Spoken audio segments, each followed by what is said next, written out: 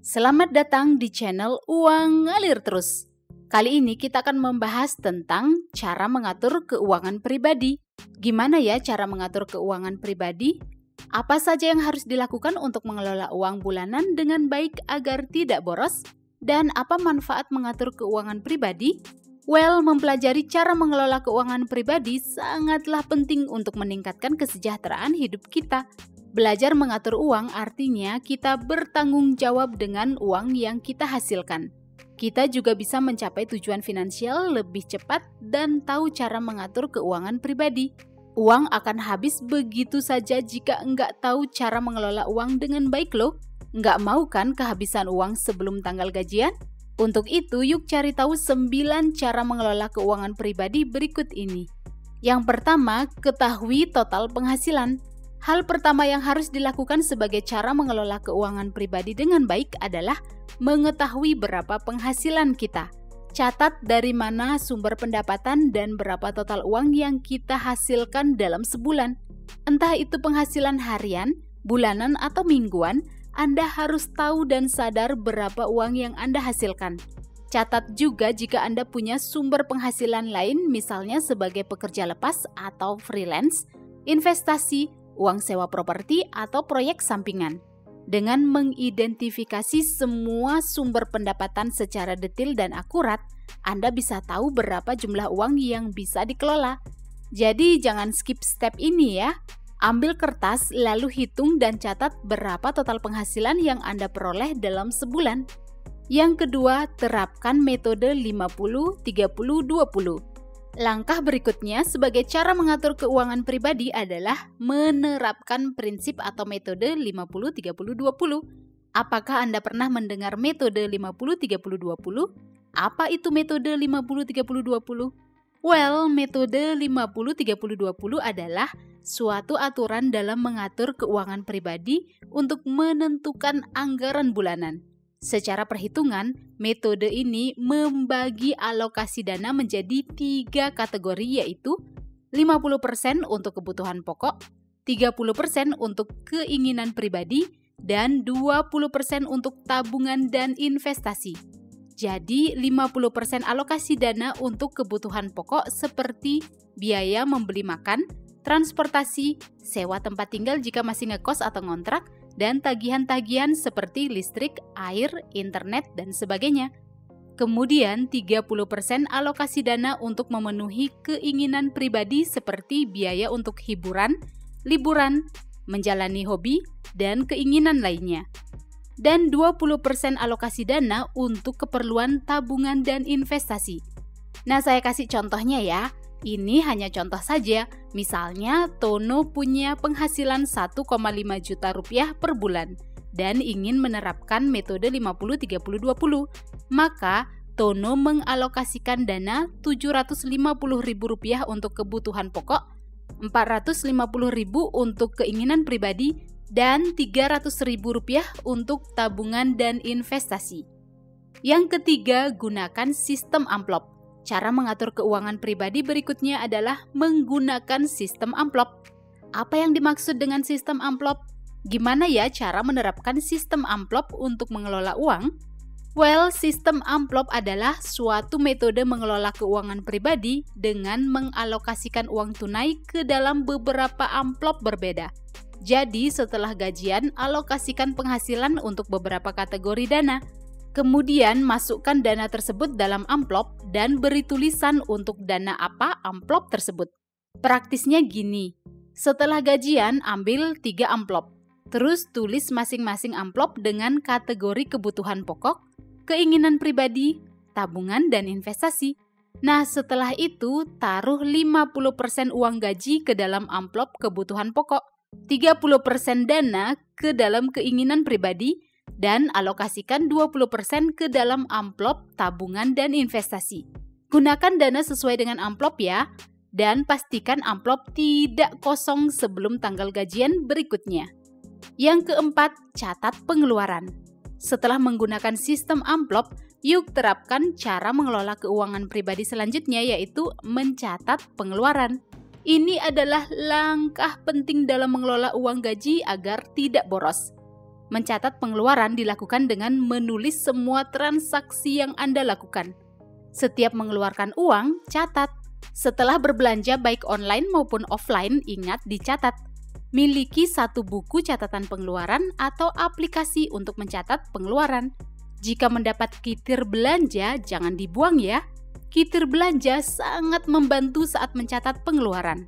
Mungkin awal-awal bakalan bolong-bolong saat mencatat pengeluaran. Ada pengeluaran yang lupa dicatat, tapi nggak masalah kok. Tetap konsisten dalam mencatat pengeluaran ya. Catatan pengeluaran ini dapat memberi gambaran pola dan kebiasaan berbelanja loh. Data ini sangat penting untuk mengetahui kondisi keuangan kita saat ini. Yang kelima, menabung dan membayar tagihan secara otomatis. Apakah Anda pernah telat membayar tagihan-tagihan seperti listrik, air, internet, BPJS Kesehatan, dan tagihan lainnya? Jika Anda membayar semua tagihan tersebut secara online, Anda bisa mengatur agar tagihan-tagihan itu terbayar secara otomatis setiap bulan loh. Otomatisasi juga dapat diterapkan untuk menabung. Menabung secara otomatis ini cocok buat Anda yang punya lebih dari satu rekening bank. Jadi buat satu rekening khusus menabung. Setiap kali gajian, atur supaya terjadi transfer auto debit ke rekening khusus menabung. Menerapkan otomatisasi dalam menabung dan membayar tagihan akan membuat Anda lebih mudah mengelola uang gaji bulanan.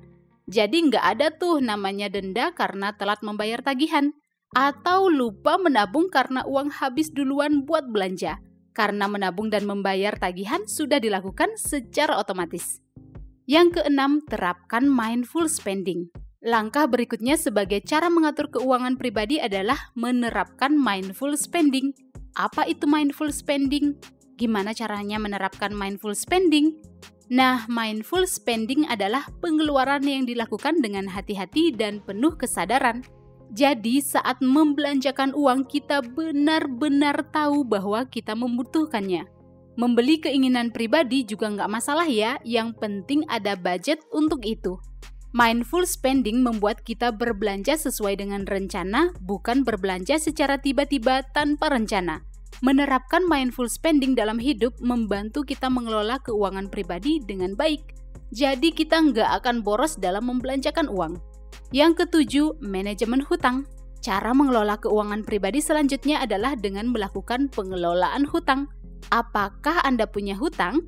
Sebenarnya mengambil hutang itu nggak masalah ya, asalkan Anda bertanggung jawab untuk membayar hutang tersebut. Baik itu hutang di bank atau hutang kepada orang lain, semua harus dibayar lunas. Saat berhutang, jangan hanya menerima uangnya saja, tapi lakukan juga kewajiban untuk membayar hutang. Mengelola keuangan pribadi juga mencakup mengelola hutang sehingga Anda bisa melunasinya dengan cepat. Jika Anda punya beberapa hutang, prioritaskan membayar hutang dengan bunga tertinggi. Ini bukan berarti mengabaikan hutang-hutang lainnya, enggak sama sekali. Tetap membayar hutang-hutang lain, tapi alokasikan lebih banyak dana untuk melunasi hutang dengan bunga tertinggi secepat mungkin. Usahakan untuk tidak mengambil hutang baru saat sedang melunasi hutang-hutang sebelumnya ya. Yang kedelapan, berinvestasi secara teratur. Salah satu cara mengelola keuangan pribadi yang penting dilakukan adalah berinvestasi secara teratur. Dalam metode 50-30-20 sudah disebutkan mengalokasikan penghasilan 20% untuk tabungan dan investasi. Nah, lakukan investasi secara teratur ya. Alokasikan dana ke beberapa instrumen investasi seperti reksadana, saham, obligasi, deposito, dan sebagainya. Sebelum berinvestasi, cari tahu tentang instrumen investasi. Pelajari berbagai resiko dalam setiap instrumen investasi. Atur dana 20% untuk tabungan dan investasi. Anda bisa mengumpulkan uang dulu, lalu menentukan kapan mulai berinvestasi. Jika belum siap dan belum tahu tentang investasi, cari tahu dulu ya. Jangan pernah berinvestasi pada instrumen yang nggak Anda tahu pasti gimana cara kerjanya. Yuk kita lanjut ke poin yang ke-9, yaitu review kondisi finansial secara teratur. Ini adalah cara mengatur keuangan pribadi yang terakhir, yaitu melakukan review kondisi finansial. Mengelola keuangan pribadi secara efektif perlu adanya peninjauan rutin tentang bagaimana kondisi keuangan Anda. Review finansial bertujuan untuk mengetahui gambaran yang jelas dan akurat tentang kesejahteraan Anda. Review finansial dapat membantu Anda mengetahui apakah kondisi keuangan Anda baik atau buruk. Kondisi keuangan yang baik artinya total pengeluaran lebih kecil daripada total pemasukan. Sedangkan kondisi keuangan yang buruk artinya total pemasukan lebih kecil daripada total pengeluaran. Coba cek kondisi keuangan Anda apakah baik atau buruk.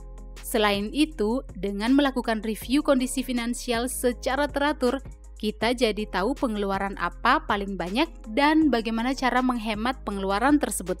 Jika ada masalah finansial, review ini membantu kita mencari solusi dengan cepat.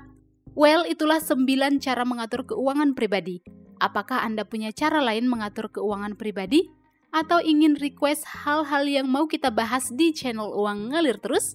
Silakan komen di bawah ya. Silakan like dan share video ini jika bermanfaat dan subscribe untuk mendapatkan update video-video berikutnya. Sampai jumpa di pembahasan berikutnya di channel Uang Ngalir Terus.